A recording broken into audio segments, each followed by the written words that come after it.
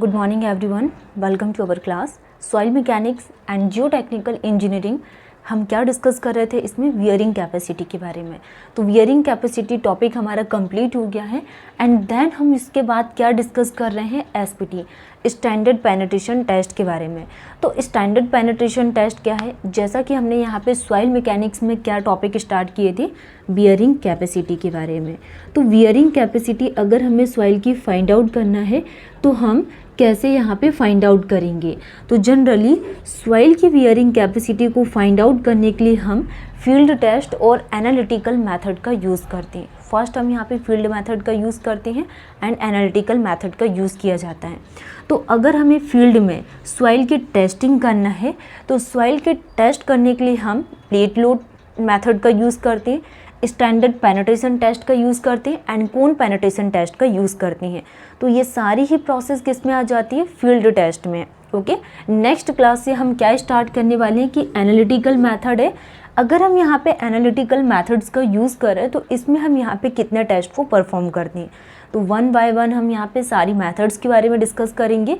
सारी ही मेथड्स बहुत इंपॉर्टेंट है सॉइल की वियरिंग कैपेसिटी फाइंड आउट करने के लिए। ओके, तो जैसा कि हमने यहाँ पे स्टैंडर्ड पेनिट्रेशन टेस्ट में इसके डेफिनेशंस के बारे में समझे एंड इसके क्या क्या अजम्पशंस होती हैं, लिमिटेशंस के बारे में हमने प्रीवियस क्लास में डिस्कस किए थे। नेक्स्ट हम लोग डिस्कस करने वाले हैं करेक्शन के बारे में। तो करेक्शन में भी हमने इसके दो टॉपिक्स के बारे में डिस्कस किया था, जिसमें फर्स्ट टॉपिक हमारा क्या था, overburden pressure correction.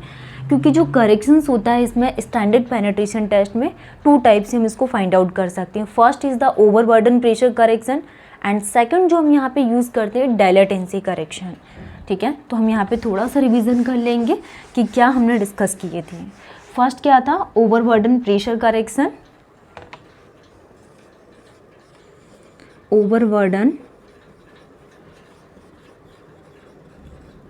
First is the overburden pressure correction. ठीक है, तो फर्स्ट हमने ओवरबर्डन प्रेशर करेक्शन में डिस्कस किए थे। तो overburden correction test first and second हमने क्या देखे थे यहाँ पे, वाटर टेबल और dilatancy correction. Water table and dilatancy correction. ठीक है, तो water table and dilatancy correction ये दोनों ही टॉपिक को हमने डिटेल्स में डिस्कस की थी प्रीवियस क्लास में। आज के क्लास में हम इस टॉपिक को आगे स्टार्ट करेंगे। ठीक है, तो वाटर टेबल डायलेटेंसी करेक्शंस में हमने क्या देखे थे, इसको कैसे यूज़ करते, क्या इसका फॉर्मूला था। नेक्स्ट हम यहाँ पे इसके लिए number of blows, relative density, angles कितना यूज़ करते हैं। जैसे कि सैंड का यूज़ कर रहे हैं, सैंड के लिए अगर हम यहाँ पे क्ले प्रोसेस का यूज़ कर रहे हैं तो क्ले के लिए हम यहाँ पे कितना यूज़ करते हैं। तो इन वैल्यूज़ के बारे में पता करेंगे। वाटर टेबल डायलेटेंसी करेक्शन में सबसे फर्स्ट नंबर पे हम ड्रॉ करेंगे फॉर सैंड के लिए। फॉर सैंड के लिए number of blows,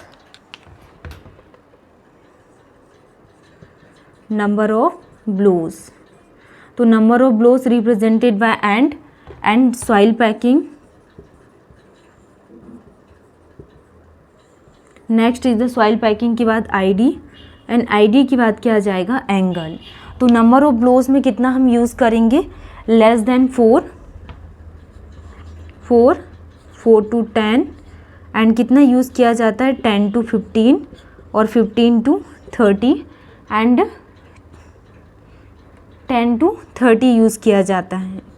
10 to 30 and 30 to 50, 30 to 50 and greater than 50। तो नंबर ऑफ ब्लोज हम कितना यूज़ करते हैं, less than 4 to 10, 10 to 30 and 30 to 50 और ग्रेटर देन 50। नेक्स्ट हम यहाँ पे सॉइल के लिए बात करें तो अगर हमारे पास number of blows less than 4 हैं तो सॉइल की कंडीशंस क्या होगी, वेरी लूज। ठीक है, लेस देन 4 है तो सॉइल पैकिंग कैसा होगा, लूज, वेरी लूज। कैसी यहाँ पे कंडीशंस होगी, very loose soil packing, less than 4 तो वेरी लूज एंड 4 to 10 है तो इस कंडीशंस में क्या होगा, लूज। ठीक है, अगर नंबर ऑफ ब्लोज 4 to 10 है तो सॉइल पैकिंग क्या होगी, लूज। अगर 10 to 30 है तो सॉइल पैकिंग क्या होगी यहाँ पे, compact. Next number of blows 30 to 50 है तो सॉइल पैकिंग की कंडीशंस क्या होगी, डेंस। और number of blows greater than 50 है तो सॉइल पैकिंग क्या होगी, वेरी डेंस। ठीक है, तो ये हमने number of blows soil packing के बारे में बात की। अब हम यहाँ पे रिलेटिव डेंसिटी के लिए बात करेंगे, less than 20, 20 to 40 and 40 to 60 और 60 to 80 और ग्रेटर देन कितना यूज़ करेंगे, 80। तो ये हमने यहाँ पे फोर्थ सैंड में number of blows soil packing ID के बारे में डिस्कस किए कि लूज कंडीशंस में लेस देन 20, वेरी लूज में 20 to 30 40 एंड कॉम्पैक्ट में 40 to 60 और डेंस की कंडीशंस में 60 to 30 एंड वेरी डेंस के कंडीशंस में ग्रेटर देन 80 यूज़ करते हैं। और एंगल कितना आ जाएगा यहाँ पे, लेस देन 30 डिग्री, 30 से 35 डिग्री यूज़ किया जाता है एंड 35 से 40, 35 से 40, 40 से 45 और ग्रेटर देन कितना यूज़ करते हैं, 45। तो ये हम एंगल यूज़ करते हैं। नंबर ऑफ ब्लोस अगर लेस देन 4 है तो soil packing very loose, ID is less than 20 and angle is less than 30। और 4 to 10 नंबर ऑफ ब्लोस है तो soil packing loose, 20 to 40 and angle 30 to 35। 10 to 30 है तो soil packing compact, 40 to 60 and 35 to 40। Next 30 to 50 है तो soil packing dense, 60 to 80 and 40 to 45। Next greater than 50 है तो soil packing very dense, greater than 80 and greater than 45। तो ये आप sand के लिए टेबल ध्यान रखना। नेक्स्ट हम यहाँ पे क्ले के लिए बात करेंगे।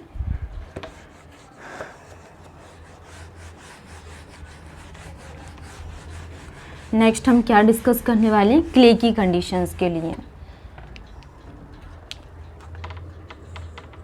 फोर क्ले के लिए, ठीक है। तो क्ले के कंडीशंस के लिए हम क्या डिस्कस करेंगे, नंबर ऑफ ब्लोज,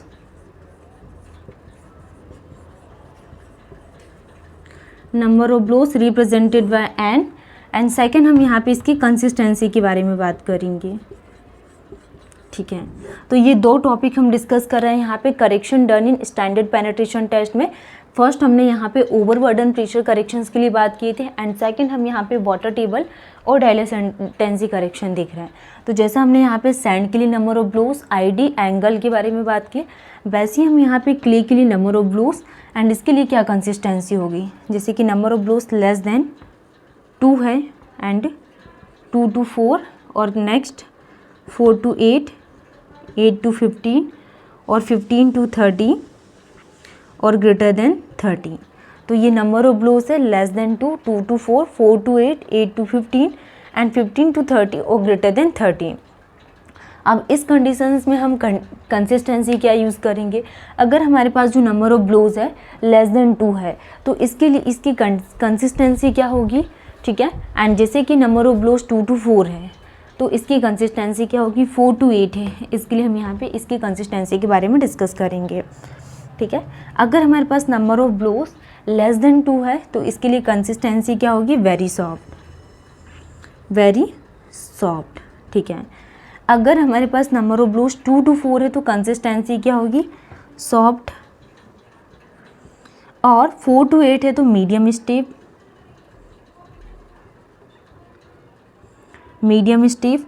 8 to 15 है तो स्टीफ एंड 15 to 30 है तो इस कंडीशंस में वेरी स्टीफ और ग्रेटर देन 30 है तो हार्ड।